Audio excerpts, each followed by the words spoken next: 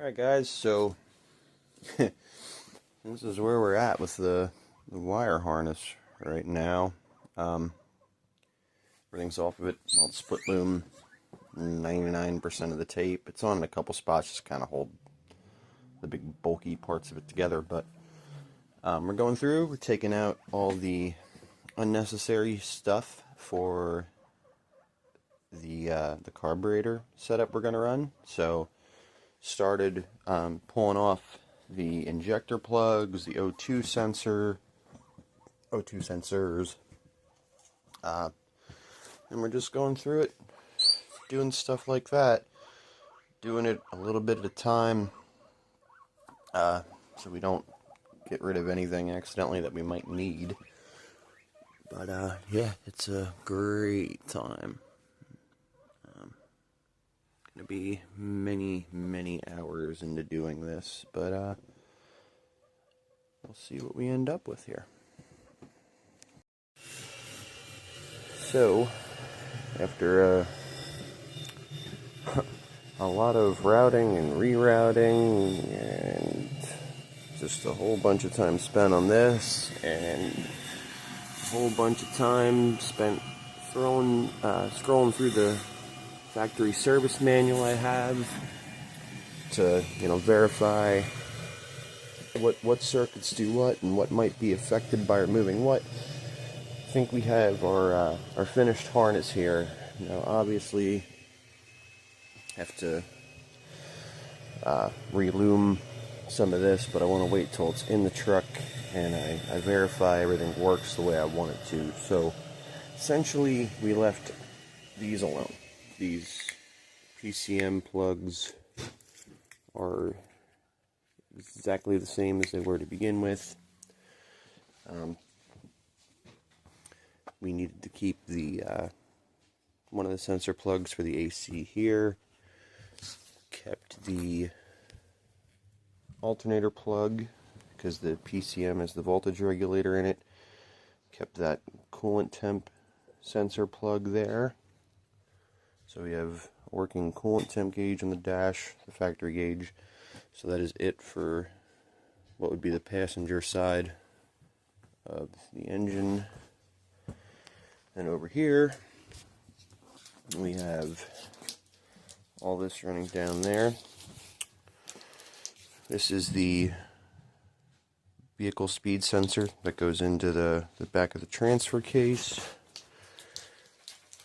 This is it will be the reverse lights. I have to get a new plug. That'll all run down the side of the engine to the trans. And up here, we just have another AC sensor plug, the compressor plug itself. This wire here just needs to get grounded somewhere, so once it's in the truck, I'll trim that back more than likely so it's not really visible, and that just gets ground. And then back here, we have the oil pressure sensor and the crank position sensor plug, and that's it. And then up here we have the factory plugs that go to the bulkhead connector. So you might be wondering a couple things. If we're going with a carb, why are we running a PCM in the first place at all?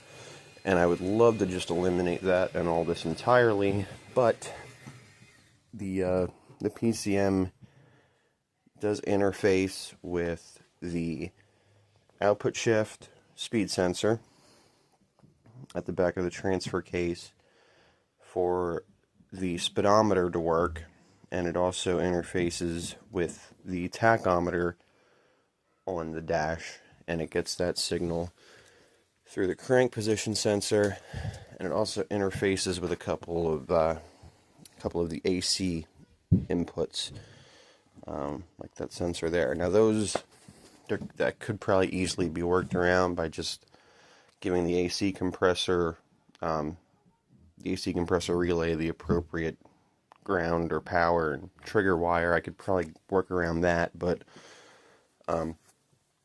after looking through wiring diagrams and talking to a couple people, It does not seem that there's any way to get the factory tach to work without having a PCM present.